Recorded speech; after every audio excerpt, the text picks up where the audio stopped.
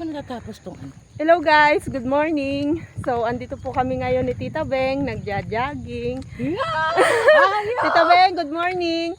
So, ngayon, habang nagwa-walking is nagchichismisan, alam nyo na, marites.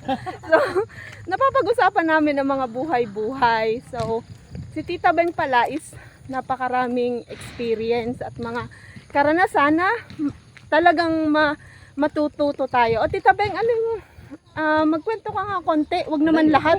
Baka abutin tayo ng umaga. Wag na! Baka lang pumiyak kayo. Hindi, konting advice lang sa mga dumadaan sa mga problema. Alam nyo na, alam ko na, pagdaanan nyo na rin yan eh. Ano yung piece of advice? Basta pray lang sa akin. Pray. Huwag kalimutan si Lord. Lahat ma-resolve ang mga problema. Yun. Diba? So pray, kapit lang po tayo kay God. So tama naman, diba? So ngayon, andito tayo, dadaan tayo sa church.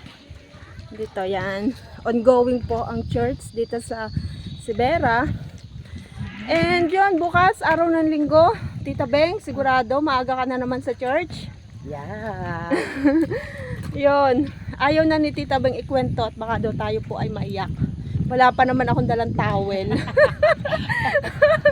So yun, shout out ka na lang, bati ka na lang sa mga mga friendship natin.